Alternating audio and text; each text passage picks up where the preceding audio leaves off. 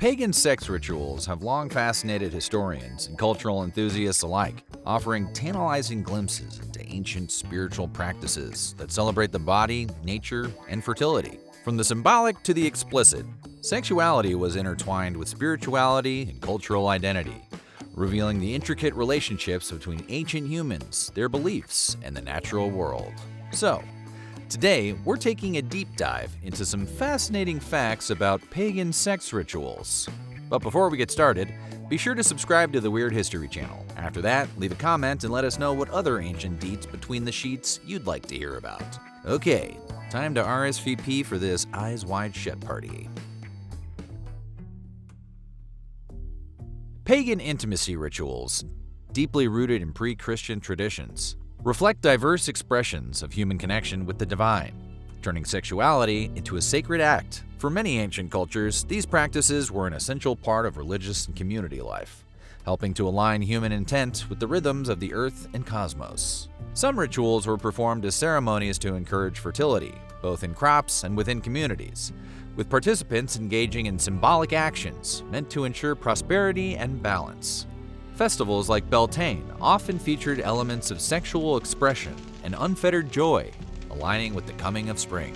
Additionally, some sects of ancient paganism viewed sex as a means to communicate with deities or as a form of worship itself, removing the taboo and instead honoring the act as a pathway to spiritual enlightenment. The Great Rite is one of the most commonly performed physical acts in pagan and Wiccan rituals. The Great Rite focuses on masculine and feminine energies in relation to the god and goddess. It's usually only used when a coven or spiritual group needs something very powerful, since the act is seen as one of the most powerful generators of energy.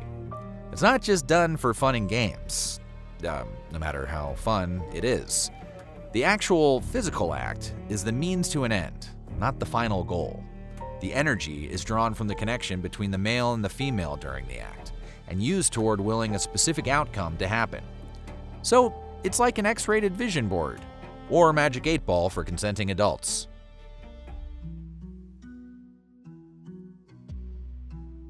While many people may envision pagan intercourse rituals to be a hot and steamy free-for-all, after all, that's what they're like in the movies, and the movies have never lied.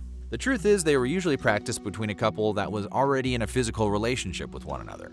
They also performed the act in private, leaving the room during a ritual to go get down, like the tipsy couple at the New Year's party. Of course, there was always exceptions to this, as there are many pagans who have no problem performing adult magic in front of the rest of the group. In other words, they were the exhibitionists of the pagan community, or the theater kids.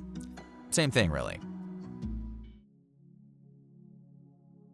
Despite popular perception and the title of this video, pagans don't usually include intercourse in their rituals. While many groups perform rituals sky-clad, a way cooler way of saying in the buff, it's done as a symbol of trust and connection rather than for physically intimate purposes. However, ritual intimacy does on occasion take place and is often referred to as sex magic.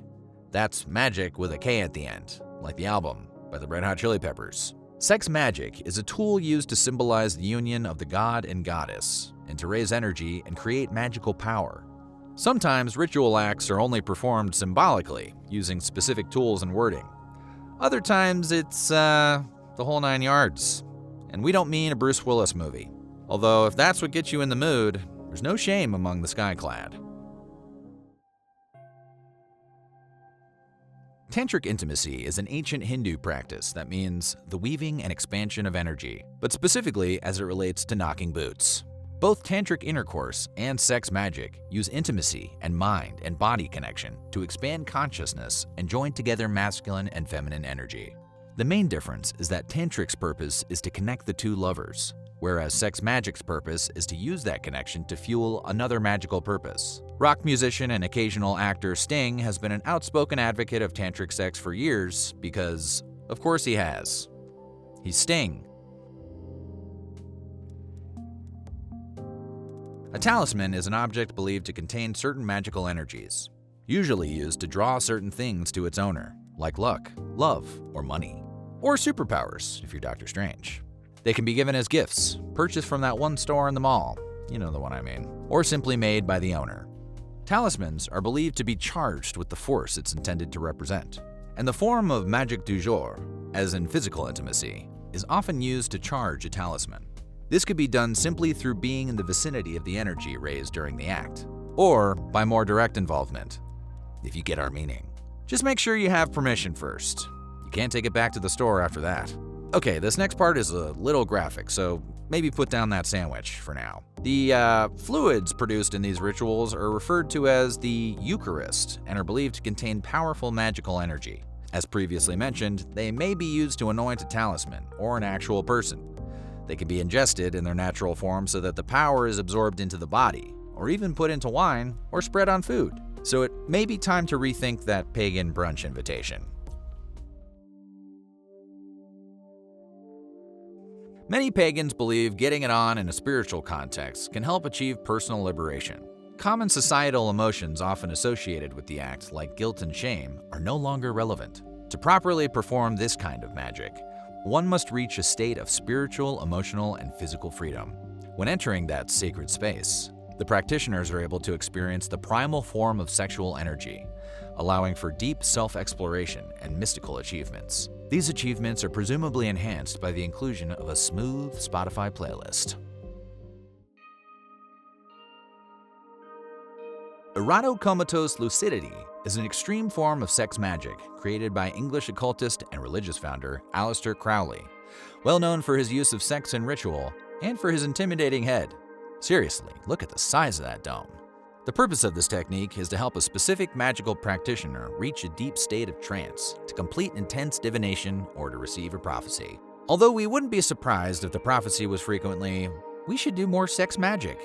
The state is reached through the help of several others who bring the main magician to a constant state of arousal until they become completely exhausted. The main magician then falls into a deep meditative sleep, presumably after smoking a cigarette or two. This process is repeated, with the magician once again allowed to fall back into the trance after being boned to exhaustion. The act of magic takes place while they are in that trance state, as an open channel of communication can now take place between the magician and the higher power with whom they wish to speak. That's a heck of a prayer. And it ends, as many of these kinds of activities do, with a deep, unshakable sleep. When the magician wakes up, they do their best to write down everything that occurred between them and their god, sort of like an episode of Red Shoe Diaries. Not that I've watched that on Showtime in the 90s. So, what do you think? Are these rituals as racy as you imagined? Let us know in the comments below. And while you're at it, check out some of these other videos from our weird history.